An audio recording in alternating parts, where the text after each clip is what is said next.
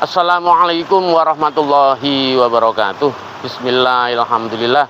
Alhamdulillahilladzi hadana li hada wa ma kunna linahtadiya laula an hadanallah. Asyhadu an la ilaha illallah wahdahu la syarikalah wa asyhadu anna Muhammadan abduhu wa rasuluh. Rabbi shrah li sadri wa yassir li amri wahlul 'uqdatam min lisani yafqahu qawli.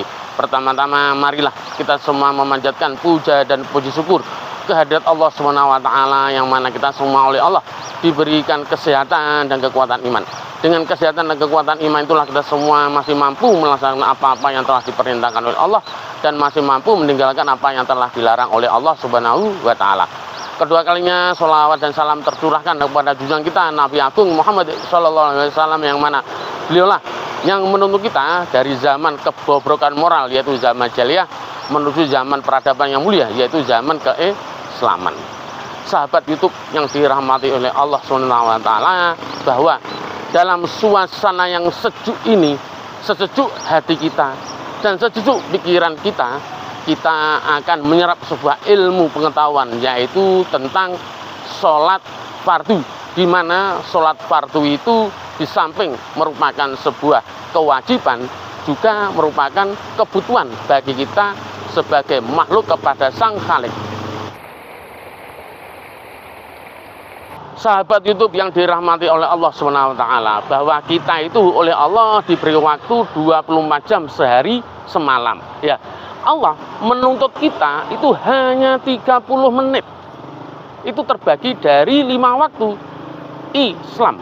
I-nya itu adalah Isya 5 menit, Islam S-nya itu adalah subuh 5 menit, L-nya itu luhur 5 menit, asar 5 menit, dan maghrib 5 menit, dan 5 menit lagi wirid, zikir, dan doa. Jadi totalnya itu 30 menit. Nah, 30 menit itu adalah tuntutan kita sebagai hamba kepada Sang Khalik, sebagai makhluk kepada Sang Pencipta, untuk laporan kita kepada Allah.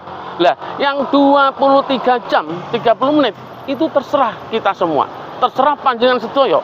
Apakah kita itu mau 5 jam mau tidur, 6 jam mau belajar, bekerja, atau bermain game, terserah. Tetapi yang 30 menit itu harus laporan kepada Allah Subhanahu wa Ta'ala.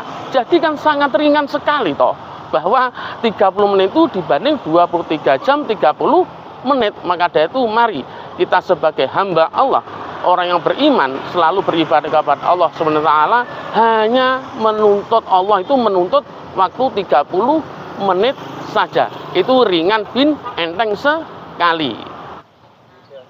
Sahabat YouTube yang dirahmati oleh Allah SWT, bahwa as-sholatu alal waktiha, sholatlah tepat pada waktunya. Itu apa? Bahwa kita itu oleh Allah SWT, kita itu diundang ketika ada undangan, yaitu berupa adzan.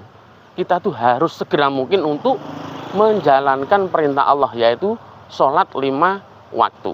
Kalau boleh saya ibaratkan bahwa kalau kita itu diundang oleh Pak Bupati, penguasa di daerah ini, otomatis kan kita pasti mempersiapkan diri kan, yaitu dengan apa? Mandi, memakai wangi-wangian, atau memakai pakaian busana yang rapi. Karena apa? Mau kita itu mau diundang oleh Pak Bupati, penguasa negeri atau penguasa daerah ini, otomatis kita harus mempersiapkan diri. Lah, kok dilalah kersane Gusti Allah, panjenengan sedaya datanya, kita diundang Pak Bupati jam 8, kita kok datanya jam 11, jam 12, bahkan jam 1. Kira-kira saya bertanya, apakah itu Pak Bupati mau menemui kita jam 1 kita datang? Mungkin jam 1 mau kedatang, di mana itu? Di gerbang ada Pak Satpol PP, itu sudah mencegat. Badhe teng pundi Mas? Badhe teng pundi Mbak? Badhe manggi sinten? Kan pasti begitu. Lah, pertanyaannya apakah kita itu ditemui oleh Pak Bupati? Lah, maka dari itu kalau kita itu diundang oleh Pak Bupati itu jam 8, ya kalau bisa jam 8 sudah hadir di pendopo.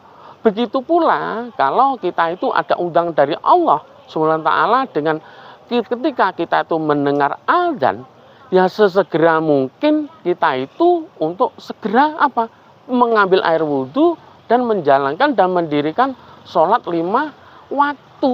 Karena apa? As-sholatu ala waqtiha itu harus benar-benar kita kerjakan.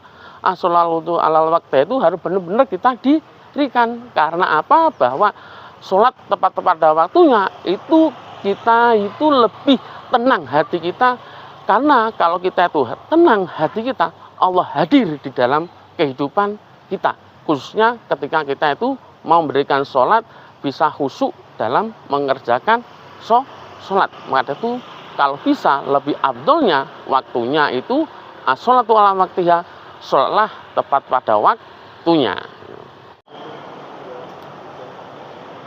Sobat YouTube yang dirahmati oleh Allah Subhanahu wa taala, bahwa Allah berfirman di dalam surat Al-Ankabut ayat 45, innas sholata tanha anil fahsya wal munkar. Sesungguhnya sholat itu mencegah perbuatan keji dan mungkar. Tapi kadangkala kita bertanya, orang itu masih sholat tapi tok masih membuli, orang itu masih sholat tapi tok mencuri, orang itu masih sholat tapi kok korupsi. Lah itu apa? Bahkan orang itu masih sholat tok masih berbuat kemaksiatan.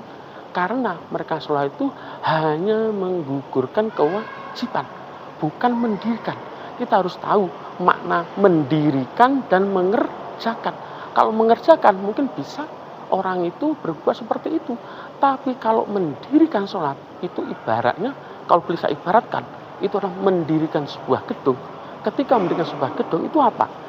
Pondasinya yang digarap dulu. Lah, sholat itu yang pertama kali apa? Bisa kita itu bisa mencegah perbuatan keji dan mungkar adalah keyakinan kita, keimanan kita. Itu harus kita kuatkan supaya apa? As-sholatu inna sholata tanha anil fahsya wal munkar, bahwa sholat itu mencegah perbuatan keji dan mungkar benar-benar bisa diterapkan di dalam kehidupan sehari-hari.